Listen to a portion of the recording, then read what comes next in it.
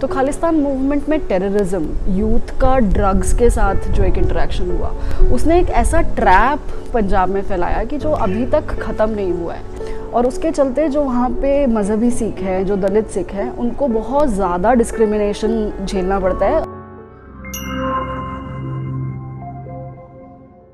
हाँ जी, मेरा काम है गुरुओं के ऊपर, भारतीय गुरुओं के ऊपर, और उसमें खास करके मैं देख रही हूँ जो पंजाब में डेरे हैं उनको।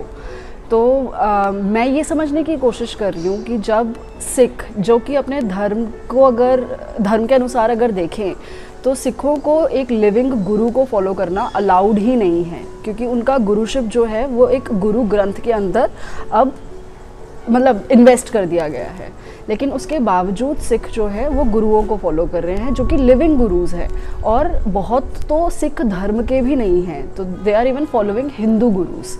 और पहले जो काम इस फील्ड में हुआ है, उन्होंने ये एक ऑब्जर्वेशन दी है कि दलित्स जो है वो इन डेरों में सबसे ज़्यादा जाते हैं। बट मेरे काम के थ्रू मैंने ये फाइंड आउट किया है कि it is not only Dalits जो कि इन डेरों में जा रहे हैं, बल्कि जट सिख भी बहुत ज़्यादा तादाद में इन डेरों में जा रहे हैं। बहुत सारे जो कंटेम्प्रेरी डेरे हैं ये खालिस्तान मूवमेंट के बाद वहाँ पे आए। तो खालिस्तान मूवमेंट में टेररिज्म, यूथ का ड्रग्स के साथ जो एक इंटरेक्शन हुआ, उसने एक ऐसा ट्रैप पंजाब में फैलाया कि जो अभी तक ख़त्म नहीं हुआ है। एंड दीज ऑर्गेनाइजेशन, ये जो डेरे हैं, ये बहुत ज़्यादा सिंसियरली काम कर रहे हैं ड्रग्स के ऊपर। तो इस वजह से जट जो है वो इन ऑर्गेनाइजेशंस के साथ जुड़ रहे हैं, एंड इट हैज़ बिकम एक part of their everyday existence. Dalit इसलिए ज़्यादा जाते हैं क्योंकि पंजाब में देयर इज़ एक तरीके से एक डबल कास्ट हायरार्की ऑपरेट करती है, और उसके चलते जो वहाँ पे मजहबी सिख हैं, जो दलित सिख हैं, उनको बहुत ज़्यादा डिस्क्रिमिनेशन झेलना पड़ता है। ऑल्सो रिलीजियस प्लेसेस पे SGPC जो गुरुद्वारों को अपकीप करने की ऑर्गेनाइजेशन है, वो टोटली जट सिख्स के अंडर कंट्रोल है। तो दलित्स जो है वो बिल्कुल ही डिस्क्रिमिनेटेड फील करते थे। तो लेकिन दलित्स के पास सोशल मोबिलिटी बहुत ज़्यादा आ गई आफ्टर कॉलोनियल रूल। तो वो जो सोशल अपलिफ्टमेंट हुई, वो उनकी इकोनॉमिक अपलिफ्टमेंट उनकी सोशल अपलिफ्टमेंट से मैच नहीं करती थी। तो वो उस चीज़ के साथ कॉरस्पॉन्ड किया डेरों ने।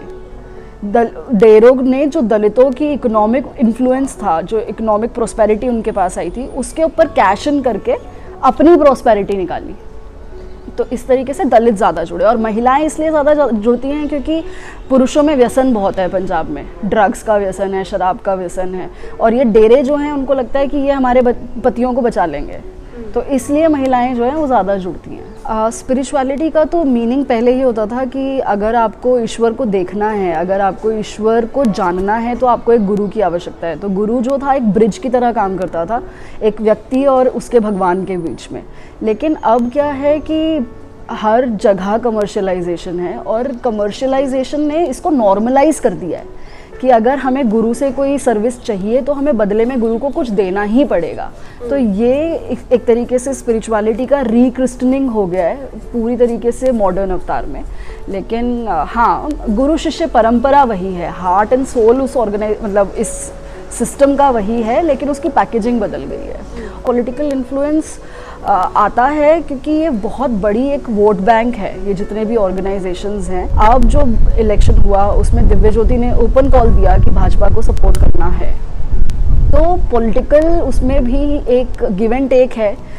अब बीजेपी क्यों मतलब दिव्य ज्योति क्यों बीजेपी को सपोर्ट कर रही है, क्योंकि उनके गुरु समाधि में है।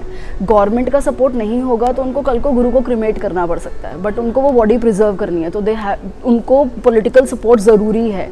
तो पॉलिटिकल सपोर्ट उन्हें कब मिलेगा, जब वो उनको वोट देंगे। तो ये एक गिव एंड टेक है जो डेरों और पॉलिटिशियंस के बीच में हमेशा से चलता है, और मुझे लगता है आगे भी चलता रहेगा। भेड़ चाल में मत पड़िए कि अगर आपका पड़ोसी किसी गुरु को फॉलो कर रहा है तो आप भी उस गुरु को फॉलो करें। गुरु की पहचान को समझिए और गुरु के महत्व को समझिए, और तब गुरु कीजिए। आज मार्केट है ये, तो अगर आपको कोई कपड़ा खरीदना है तो अपने दिमाग में पहले सोच लीजिए कि आपको लाल रंग का चाहिए कि पीले रंग का चाहिए, और फिर वही ढूंढिए जाके। तो बस यही मैं कहना चाहूँ।